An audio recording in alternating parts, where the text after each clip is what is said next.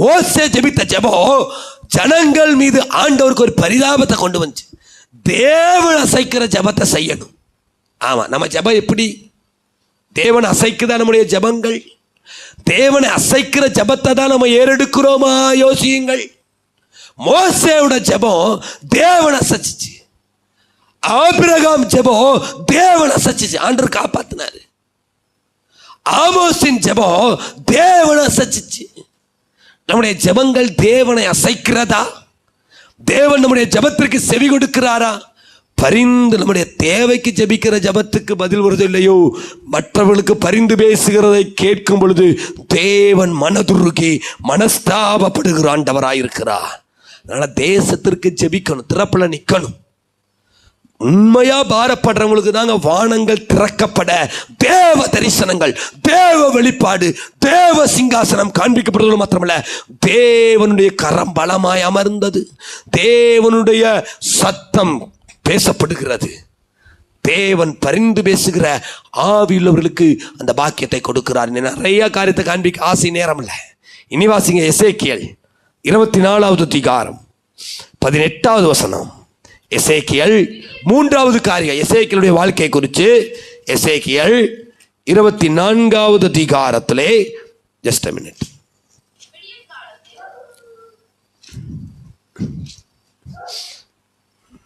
ஒரு நிமிடம், 15லிருந்து வாசிங்க. பின்னும் கர்த்தருடைய வார்த்தை எனக்கு உண்டாகி, அவர் மனுபுத்திரனே, இதோ நான் உன் கண்களுக்கு விருப்பமானவைகளை, அதாவது உன்னுடைய மனைவியை, ஊழியத்துக்கு வந்தாவே ஆசீர்வாதம் கிடைக்கும், ஐஸ்வர்யம் கிடைக்கும், செழிப்பு கிடைக்கும், ஆடிக்காரு கிடைக்கும், என்னென்னமோ கார் கிடைக்கும், ஜெட் விமானம் கிடைக்கும், ஹெலிகாப்டர் கிடைக்கும்லாம் சொல்றாங்க. எசேக்கியேல் ஊழியத்தில் ஆண்டவர் சொல்றாரு, எசேக்கியேலே, உனக்கு இன்பமா இருக்கிற விருப்பமானவளை ஒரே அட்டியினாலே உன்னை விட்டு எடுத்துக்கொள்ளுவேன். ஆனாலும் டிஃபிகல்ட், சோ டிஃபிகல்ட், ரொம்ப கஷ்டம். உங்களை நம்பி ஊழியத்துக்கு வருவனாமா, ஒரே அடியா எடுத்துக்கொள்ளுவீங்களாமா, அழக்கூடாது, புலம்பக்கூடாது, கண்ணீர் வடிக்கூடாது. ஊழியத்தை அப்பவே மூடிட்டு போயிடுவோம், அப்படித்தானே? தலைவலி வந்தாவே கேள்வி கேட்குற ஆளுங்க நம்ம, கால் ஒரு முள்ளு குறிச்சுன்னா கேள்வி கேட்குற ஆளுங்க நம்ம. ஆண்டவரே நான் மறந்துட்டேன், ஆண்டவரே வேண்டாம், என்னை கைவிட்டார் ஓடியே போகிற ஆளுங்க நிறைய பேர் இருக்காங்க. ஆண்டவர் சொல்ற, எசேக்கியேல், நீ ஊழியத்துக்கு வந்திருக்கிறப்பா, உனக்கு நான் கொடுக்குற ஒரு ஆசீர்வாதம், உனக்கு விருப்பமானதை உன்னை விட்டு எடுக்க போகிறேன். ஒரே அடிகளுக்கு நீ புலம்பக்கூடாது. இந்த நிலைமை நமக்கு இருந்தால் நம்ம என்ன சொல்லுவோம்? ப்ராக்டிக்கலாக யோசிங்க. கஷ்டம் ஆண்டவரே, கஷ்டம். நீடித்த நாட்களால் அவனை திருப்தியாக்கி என் ரட்சிப்பை அவனுக்கு காண்பிப்பேன். அப்படித்தானே சொல்லியிருக்கீங்க. ஆபிரகாம் பூரண வயசுல, பூரண ஆயுசுல, எனக்கு இந்த வசனம்ல நிறைவேறாதா? பாதியில பிரியமா விருப்பமானவளை எடுத்துக்கொள்ளப்படுறேன்னு சொல்றீங்க, அது அழுகக்கூடாதுன்னு சொல்றீங்க. எசேக்கியேல் அப்படியே கீழ்ப்படிக்கிறான். வாசிங்க.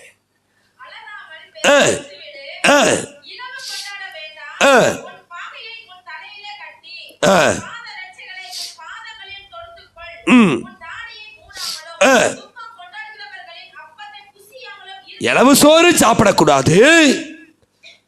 விடியற் காலத்தில் என் ஜனங்களோடு பேசினேன், அன்று சாயங்காலத்தில் செத்து போனால் என் சித்தம் அல்ல உம் சித்தம் நாதா, என்னாலே அல்ல உம்மாலே ஆகு, என்னாலே அல்ல உம்மாலே ஆகு, என் சித்தம் அல்ல. அடிமை நானே, எஜமானீரே நாதா, அடிமை நானே, எஜமானீரே நாதா, பலவீன நானே, பெலவான் நீரே நாதா, பெலவின நானே பெலவான் நீரே நாதா. என் சித்தம் அல்ல உம் சித்தம் நாதா, என்னாலே அல்ல உம்மாலே ஆகு, என்னாலே அல்ல உம்மாலே ஆகு, என் சித்தம் அல்ல. எசேக்கியேல் அவன் சொல்றான், என்ன நடக்குது பாருங்க. 19 வசனம்.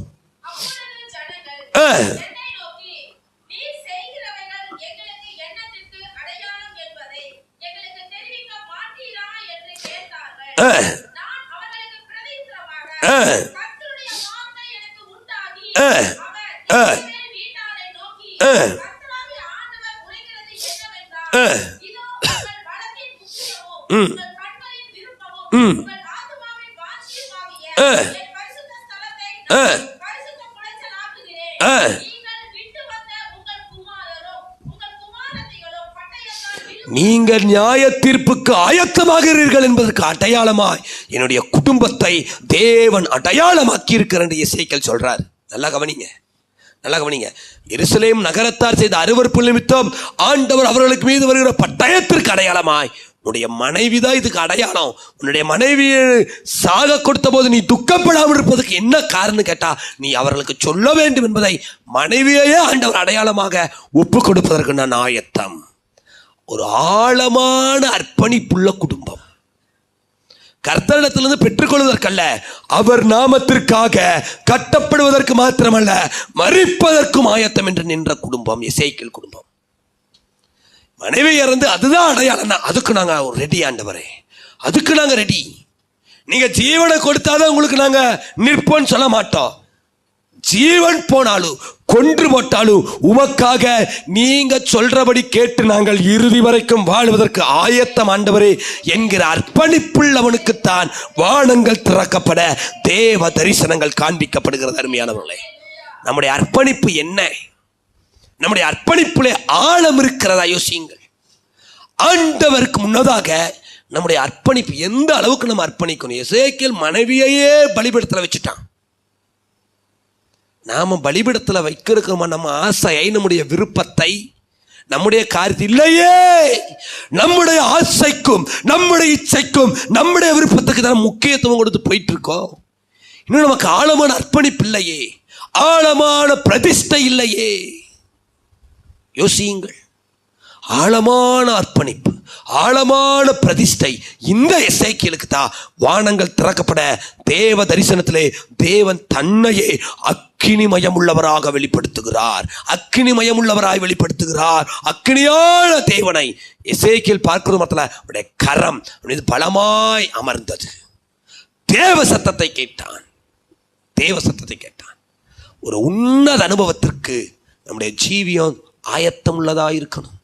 ஒரு மேன்மையான அனுபவத்திற்கு நம்மை ஆயத்தப்படுத்திக் கொள்ள வேண்டும். அருமையானவர்களை, ஆயத்தப்படுத்திக் கொள்ள வேண்டும். கடைசியா ஒரு காரியத்தை நான் காண்பிக்கிறேன். எசேக்கியேல் 4வது அதிகாரம்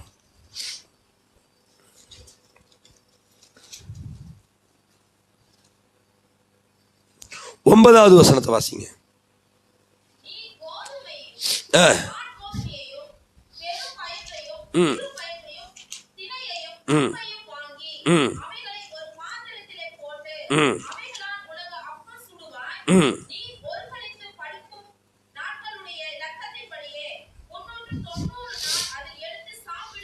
ஐந்தாவது அதிகாரம் 1 வசனம் வாசிங்க.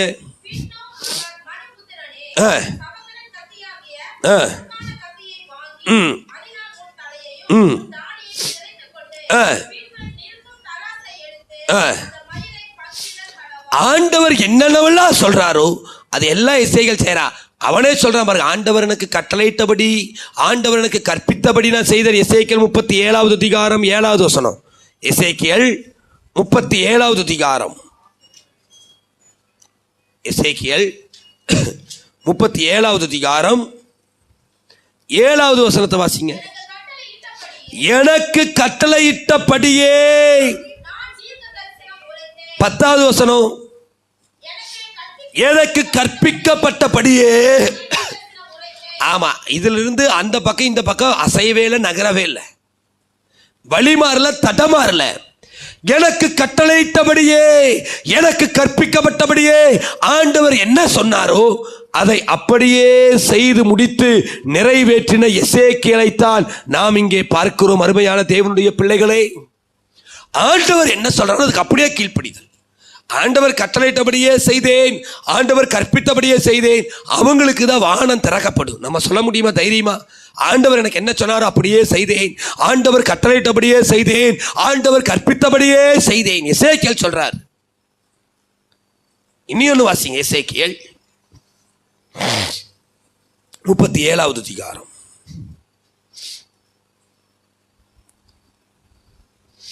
3வது வசனம்.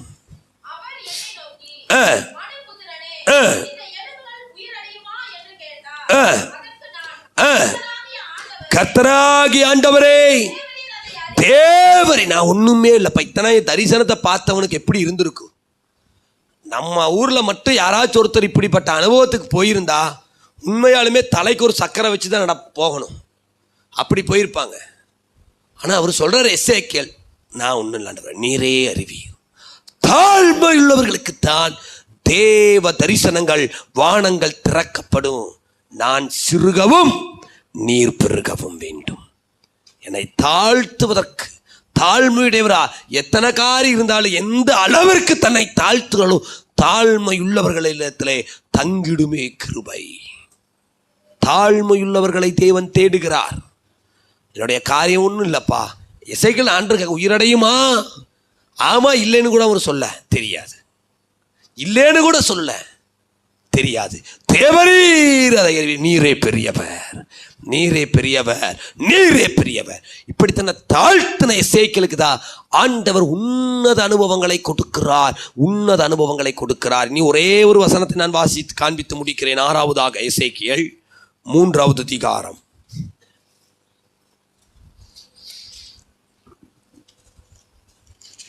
17வது வசனம். மனுபுத்திரனே, உன்னை இஸ்ரவேல் வம்சத்தாருக்கு காவலாளனாக வைத்தேன்.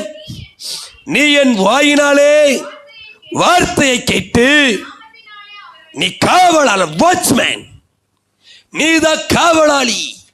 என் ஜனத்திற்கு, என் ஜனத்தை எச்சரிக்க நீதான் காவலாளி. ஆமா, எச்சரிப்பு கொடுத்துட்டே இருக்கணுமா ஜனத்துக்கு.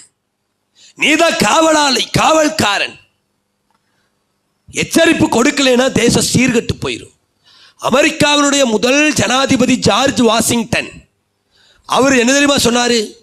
பரிசுத்த வேதாகமும் தேவனும் இல்லாம இந்த அமெரிக்காவை, இந்த தேசத்தை சரியான முறையில் நடத்துவது என்பது கூடாத காரியம் சொன்னார். வேதம் இல்லைன்னா அமெரிக்க தேசம் குட்டிச்சவர் ஆகிருந்த ஒரு அறிக்கையிட்டார். ஆனால் இன்னைக்கு அதே அமெரிக்கா வேதத்தை முதுகுக்கு பின்னாடி தூக்கி வீசிட்டான். லாஸ் ஏஞ்சலஸ் எல்ஜிபிடிக்கு ஓரின சேர்க்கையாளர்கள் அதிகம் இருக்கிற நகரம். இப்போ ட்ரம்ப் வந்து பைபிளை சொல்றாருல, முன்னாடி எல்ஜிபிடிக்கு இப்பவும் அதுதான். ஹாலிவுட் நகரம் லாஸ் ஏஞ்சலஸ். ஒரு நிகழ்ச்சியில் ஹாலிவுட் திரை நடிகர்கள் எல்லாம், பிரபலங்கள், அவங்கெல்லாம் நோ காட், தேவனில்லை, இது தேவனற்ற நகரம்னு அறிக்கையிட்டாங்க. தேவன் பார்த்தார். அதனாலதான் லாஸ் ஏஞ்சலஸ் கொழுந்து விட்டு எரிஞ்சிச்சு. தேவனிடத்திலே விளையாடுறான், தேவனிடத்தில் விளையாடுறான். பெரிய வல்லரசு நாடாக இருந்தாலும் தேவனுக்கு முன்னதாக நடுங்கித்தான் ஆகணும், முழங்கால் படிட்டு தான் ஆகணும். அமெரிக்க வரலாற்றிலேயே இதுவரைக்கும் இல்லாத பேரழிவு. ஆமா, அதனால எச்சரிப்பு தொலைஞ்சிச்சுனாவே அவ்வளவுதான். எச்சரிப்பு சத்தம் இல்லைனாவே முடிஞ்சிச்சுன்னு அர்த்தம். எசேக்கியேல், நீ தான் காவலாளி, நீ எச்சரிப்பாயாக, என் ஜனத்தை எச்சரித்துக் கொண்டே இருப்பாயாக. யாரெல்லாம் தன்னுடைய பொறுப்பு, நான் தான் இந்த தேசத்திற்கு எச்சரிக்கை சொல்லுகிறவன், இந்த தேசத்தின் மக்களுக்கு எச்சரிக்கை மணியை ஒலிக்கிறவன், நான் தான் காவலாளிங்கிற உணர்வோடு செயல்படுறாங்களோ அவங்களுக்கு தான் வானங்கள் திறக்கப்பட தேவ வெளிப்பாடுகள் உண்டாகும். அப்படி வெளிப்பாடு பெற்றுக்கொள்ள மனிதர்களாய் நாம் ஜீவிக்க தேவன் நமக்கு ஒத்தாசை தருவாராக, இரக்கம் பாராட்டுவாராக. நாம் அப்படியே கண்களை மூடலாம்.